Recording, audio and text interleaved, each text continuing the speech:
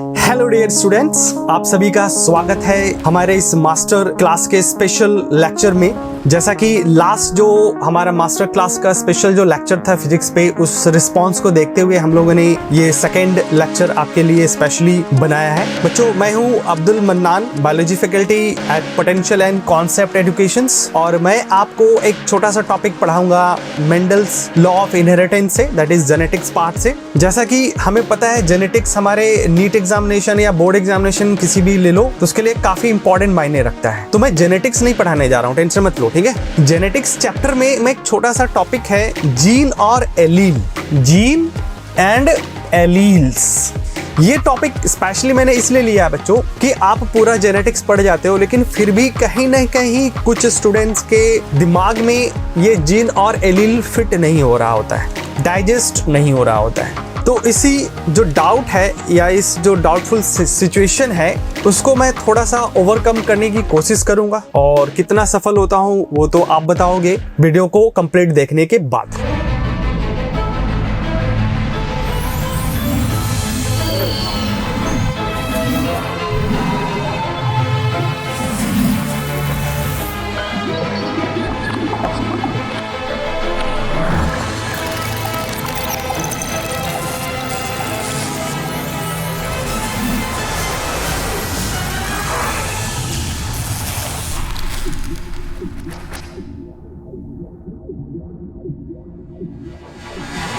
अब जीन और एलील, इन दोनों को अगर हमें समझना है बच्चों, तो हमें मेंडल्स के दो प्रिंसिपल्स को यहाँ पे डिस्कस करना पड़ेगा, और वो दो प्रिंसिपल डिस्कस करते हुए आई विल ट्राई कि जीन और एलील में जो डिफरेंस है वो आप अच्छे से समझ सको, ठीक है।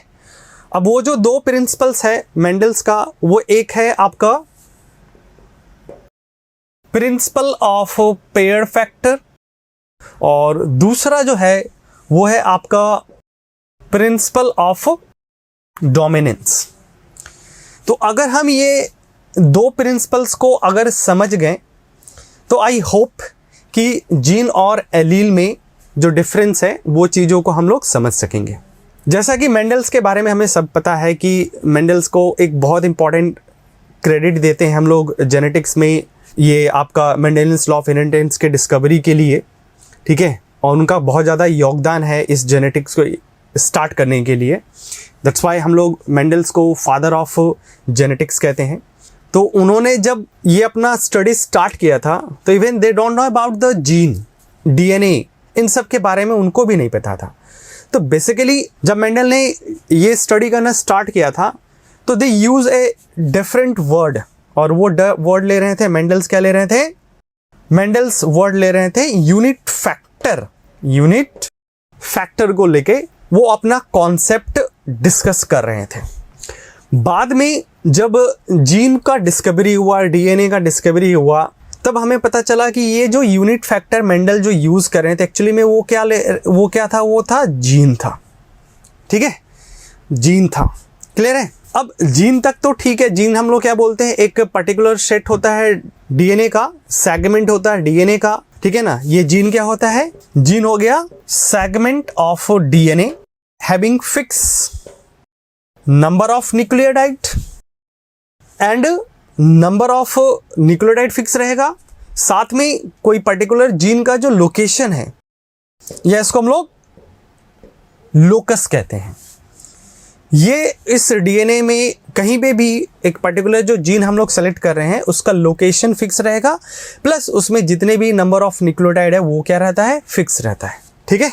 एनीवे, अब हम लोग थोड़ा सा मूव करते हैं, ये तो जीन था। अब एलील्स क्या होता है? जीन तो हमें समझ में आ गया कि जीन जो है वो आपका एक पर्टिकुलर सेगमेंट है डीएनए का जिसमें नंबर ऑफ न्यूक्लियोटाइड फिक्स है और प्लस उसका लोकेशन भी फिक्स है। लेकिन अब एलील क्या होता है? हम कब एलील वर्ड यूज करेंगे, कब जीन वर्ड यूज करेंगे, ठीक है। तो अब हम लोग इसकी तरफ मूव करते हैं थोड़ा सा, ठीक है। तो इसको बताएं बच्चों, पहले इससे पहले हम एलील को पहले समझें, उससे पहले हमें कैरेक्टर और ट्रेड को भी जानना पड़ेगा, क्योंकि ये भी काफ़ी क्या होता है, कंफ्यूजिंग होता है कि कैरेक्टर और ट्रेड्स है तो बहुत सिंपल चीज़ बच्चों, बट टाइम टू टाइम मतलब ऐसा कन्फ्यूज़न होता है कि हम लोग उसमें उलझते चले जाते हैं। तो कैरेक्टर और ट्रेड्स, जैसे यहाँ पे मैं एग्जांपल ले लेता हूँ, इसी एग्जांपल्स को आगे यूज भी करूंगा। तो अगर कैरेक्टर और ट्रेड समझ गए तो बहुत हद तक ये भी पॉसिबिलिटीज है कि आपको जीन और एलील भी समझ में आ जाएगा। ठीक है, देखो अगर हम जैसे बात करें कि हमारा जो भी स्पेसिफिक जो ट्रेड है, ठीक है ना, ट्रेड है, उसके लिए एक स्पेसिफिक क्या होता है, स्पेसिफिक जीन होता है, ठीक है ना, या स्पेसिफिक यूनिट फैक्टर होता है। तो यहाँ पे एक चीज और ध्यान में रखना है तुम्हारा, इसमें फॉर ईच ट्रेड क्या होता है, there is a specific unit factor that is gene. ठीक है, अब ट्रेड आया तो ट्रेड क्या होता है, तो जैसा मैं यहाँ पे कैरेक्टर और ट्रेड को एक साथ अगर डिस्कस करूंगा तो शायद आपको और अच्छे से समझ में आएगा। तो अब यहाँ पे जैसे मैं ले लेता हूं कैरेक्टर्स में मैंने एग्जांपल ले लिया स्टेम हाइट।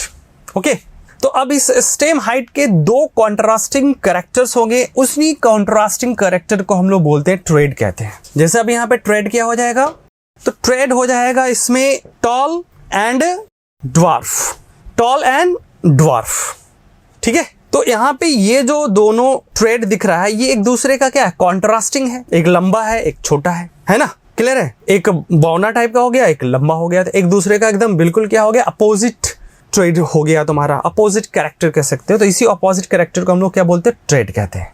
तो बेसिकली यहाँ पे एक चीज अगर हम लोग अडॉप्ट करें कि जैसे कैरेक्टर को हम मान लेते हैं तो इसको कोई जीन कंट्रोल करेगा, इसी को क्या कंट्रोल करेगा, इसी को कंट्रोल करेगा आपका एलील। ओके, ऐसा जस्ट एज्यूम कर लेते हैं, बाकी मैं और आगे इसको क्लियर समझाने की कोशिश करता हूं। ठीक है, तो अब आ जाते हैं एग्जैक्टली अब ये जीन और एलील पे हम लोग एकदम आ जाते हैं। तो जैसा मैंने पहले बोला आपको कि जीन और एलील को अच्छे से समझने के लिए हमें इन दो मेंडल्स के प्रिंसिपल्स को डिस्कस करना होगा, तो इसी पे हम लोग अब फोकस करते हैं, प्रिंसिपल ऑफ पेयर फैक्टर्स और प्रिंसिपल ऑफ डोमिनेंसेस पे। ठीक है, आगे बढ़ते हैं हम लोग, और अब हम लोग जीन को थोड़ा सा क्रोमोसोम्स पे देखते हैं कि कैसा दिखता है। ठीक है, तो जैसा कि हमें पता है कि ये सेल के अंदर न्यूक्लियस, और न्यूक्लियस के अंदर बच्चों हमें मिलेगा क्रोमोसोम्स, और क्रोमोसोम्स जो है ये क्या है आपका, जब हिस्टोन प्रोटीन के साथ डीएनए जब क्वाइल्ड करता है तब जाके बनाता है क्रोमोसोम्स। तो दैट मीन्स क्रोमोसोम में ही हमें डीएनए भी दिखेगा। ठीक है, यहाँ पे एक क्रोमोसोम ड्रॉ करता हूं। ठीक है, अब ये क्रोमोसोम जो सेल्स में जब भी रहता है बच्चों, यहाँ पे अगर हम देखते हैं तो ये डिप्लॉयड स्टेज में रहता है। अभी फिलहाल हमें जीन दिखाना है तो हम लोग हैप्लॉयड स्ट्रक्चर में ही, मतलब एक ही क्रोमोसोम्स को लेते हैं, और इसका एक पर्टिकुलर लोकस ले लिया, जिसको हम लोग यहाँ पे, इसको हम लोग क्या कह रहे हैं, ये है हमारा कोई पर्टिकुलर जीन है, तो इसका लोकस और नंबर ऑफ न्यूक्लियोटाइड क्या बोला, फिक्स रहता है, तो ये इसका पर्टिकुलर लोकस है। ठीक है, ये क्या हो गया, पर्टिकुलर लोकस हो गया। जब इस जीन का बच्चों ध्यान में रखना है, तो जीन क्या हो गया, यहाँ पे पहले भी बताया था, सेगमेंट ऑफ द डीएनए। ठीक है ना, अब इस जीन का ध्यान देना है, अगर ट्रांसक्रिप्शन होता है तो ये बनाता है एमआरएनए, और इस एमआरएनए का जब ट्रांसलेशन होता है तो ये बनाता है प्रोटीन, और ये protein such kind of enzyme वगैरह की तरह बिहेव करता है। ठीक है, और अगर हम ये भी मान ले कि ये जो जीन है ये क्या कर रहा है, ये स्टेम हाइट को कंट्रोल कर रहा है। ठीक है, स्टेम हाइट को कंट्रोल कर रहा है। तो अब ये जो प्रोटीन है या एंजाइम जो है ये क्या करेगा, ये some kind of growth hormones के सिक्रीशंस को इनहांस कर रहा है, जिससे क्या होगा, जो प्लांट है वो क्या हो जाएगा, प्लांट जो है वो टॉल हो जाएगा, प्लांट जो है ना वो कैसा हो जाएगा, टॉल हो जाएगा तुम्हारा। बट अगर इसी पर्टिकुलर जीन में यहाँ पे कुछ चेंजेस आ जाता है, तो यहाँ पे मान लेते हैं slightly changes in this gene due to mutation हो गया मान लो। ठीक है, अब इस म्यूटेंट जीन जो स्लाइटली जो चेंजेस है इसमें जो जीन है, अगर इसका क्या होता है आपका ट्रांसक्रिप्शन, ठीक है, तो ये भी एमआरएनए बनाएगा, और जब इसका ट्रांसलेशन होता है तो वी नो दैट कि यहाँ पे म्यूटेशंस के वजह से कुछ चेंजेस आ गया था जीन में, तो ये उतना सफिशिएंट क्वांटिटी में ये प्रोटीन जो है, या कह सकते हो वो पर्टिकुलर एंजाइम जो है उतना क्वांटिटी में नहीं बनाता है। तो इस केसेस में क्या होगा, आपका ग्रोथ हार्मोन का सिक्रेशंस भी क्या होगा, कम हो जाएगा, और ग्रोथ हार्मोन का सिक्रेशंस कम हो गया मतलब यहाँ पे जो प्लांट का जो हाइट है वो प्लांट कैसा हो जाएगा, ये प्लांट का हाइट भी क्या हो जाएगा, ये ड्वार्फ हो जाएगा। क्लियर है, तो यहाँ पे हमें दो चीज मिला कि प्लांट जो है वो क्या हो सकता है, ये टॉल हो सकता है और ये ड्वार्फ हो सकता है, और ये tall and dwarf due to that particular gene के वजह से हो रहा है। बट यहाँ पे जीन में कुछ ना कुछ चेंजेस है, सेम तो नहीं हो रहा, कुछ ना कुछ चेंजेस हो गया था। ठीक है, मतलब ये जो जीन है ये प्लांट हाइट को ही कंट्रोल कर रहा है, लेकिन यहाँ पे ये टॉल है और यहाँ पे ये क्या है, ड्वार्फ हो गया है। ठीक है, क्लियर है। मतलब यहाँ पे ये जो स्लाइटली चेंजेस है इस पर्टिकुलर जीन में जो टॉल के लिए रिस्पॉन्सिबल था, वही इसका एक ऑल्टरनेट फॉर्म तैयार करता है, उसी का एक ऑल्टरनेट फॉर्म तैयार करता है जीन का। अब इसी दोनों जो ऑल्टरनेट फॉर्म है जो कि स्टेम हाइट को कंट्रोल कर रहे हैं, हम उन्हीं को क्या कहेंगे, एलील कहेंगे। समझ में आ रहा है, उसी को हम एलील कहेंगे। ठीक है, एनीवे तो और थोड़ा सा और अगर हम बढ़ते हैं कि जैसे यूनिट फैक्टर और प्रिंसिपल ऑफ डोमिनेंसेस के हिसाब से देखते हैं कि टॉल एंड ड्वार्फ क्या है। ठीक है, तो उसमें और भी हमें कुछ और सीखने को मिलेगा। ठीक है, तो आगे हम लोग देखते हैं इसको। हमें क्या देखा बच्चों, देखो हमें दिखा कि जो जीन है उसी में स्लाइटली चेंजेस होने के वजह से जो एक कैरेक्टर था उसके दो हमें कंट्रास्टिंग ट्रेड दिखे। क्या क्या दिखा हमें, ट्रेड दिखा, एक दिखा टॉल और एक दिखा ड्वार्फ। ठीक है, और अगर मेंडेलियन क्रॉस में आप लोगों ने किया होगा बहुत सिंपल सा, तो अगर हम ऐसे देखते हैं कैपिटल टी, तो ये क्या आता है, कैपिटल टी अगर लेते हैं तो ये क्या आ जाएगा, tall. Capital T small T अगर लेते हैं तब भी क्या आता है, टॉल। और अगर हम स्मॉल टी लेते हैं तो ये क्या आ जाता है, ड्वार्फ आता है। तो इस पॉइंट के बेसिस पे हम लोग कह सकते हैं कि टॉल मतलब क्या हो गया, टॉल मतलब हो गया कि इसमें the trade which expressed in F1 generations, clear है। और ये जो ट्रेड है, टॉल जो ट्रेड है, ये क्या हो रहा है, दैट्स कंट्रोल बाय डोमिनेंट, क्योंकि यहाँ पे डोमिनेंट जो है ना वो होमोजाइगस हो या हेटेरोजाइगस, दोनों कंडीशंस में एक्सप्रेस होता है। तो दैट मीन्स हम कह सकते हैं द ट्रेड जो है control by dominant unit factor, dominant unit factor से के थ्रू कंट्रोल हो रहा है। ठीक है, उसी तरह से अगर हम ड्वार्फ की बात करें तो ड्वार्फ क्या होता है, ये ओनली क्या होता है तुम्हारा रिसेसिव, मतलब होमोजाइगस कंडीशंस में एक्सप्रेस होता है, और F1 जनरेशन में इसका एक्सप्रेशन ही नहीं होता है। तो द ट्रेड जो है यहाँ पे बच्चों, trade not express in F1 generations.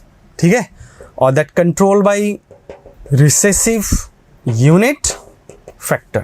ये जो डोमिनेंट यूनिट फैक्टर है हम इसको रिप्रेजेंट कर सकते हैं कैपिटल टी से, और जो रिसेसिव यूनिट फैक्टर है उसको हम लोग रिप्रेजेंट कर सकते हैं स्मॉल टी से। तो यही दोनों क्या है बच्चों, यही दोनों क्या हो गए, यही एलील्स हो गए, या इनको हम लोग एलीलो मॉर्फ भी कहते हैं, एलीलोमॉर्फ्स कहते हैं। तो अब यहाँ पे अल्टीमेटली कंक्लूजन्स क्या बन रहा है कि एलील्स जो है बच्चों ये क्या है, आपका slightly modified form of same gene, modified form of the same gene. एक ही जीन का क्या हो गया, स्लाइटली मॉडिफाइड फॉर्म होता है, मतलब जीन जो है उसी का दो ऑल्टरनेट फॉर्म बनता है, जो दो ऑल्टरनेट कंट्रास्टिंग ट्रेड्स को कंट्रोल करता है, उसी को हम क्या कहेंगे, एलील या एलीलोमॉर्फ्स कहते हैं। ठीक है, अब तुम चाहे तो इस रिसेसिव एलील्स को क्या कह सकते हो, इसको बोल सकते हो आप लोग रिसेसिव एलील, और इसको बोल सकते हो डोमिनेंट एलील। ठीक है, डोमिनेंट एलील कह सकते हैं। ठीक है, तो जीन और एलील, ठीक है, जीन और एलील जो हैं ये एक्चुअली में है तो मतलब डीएनए के ही सेगमेंट्स हैं, बट एक ही जीन का अगर दो अल्टरनेट फॉर्म बन जाता है तो उसी को हम क्या कहते हैं, एलील्स कहते हैं। और ये दोनों अल्टरनेट फॉर्म्स, दो अल्टरनेट कैरेक्टर्स जो कि एक दूसरे के कॉन्ट्रास्टिंग है, उनको ट्रेड करते हैं, उसी को क्या करते हैं, ये कंट्रोल करते हैं। ठीक है, अब यहाँ पे इनका पेयर कंडीशन जो है वो बहुत ही ज्यादा कंपल्सरी कंडीशंस है, जैसा कि यहाँ पे देख रहे हो ये कंपल्सरी ट्रेड है।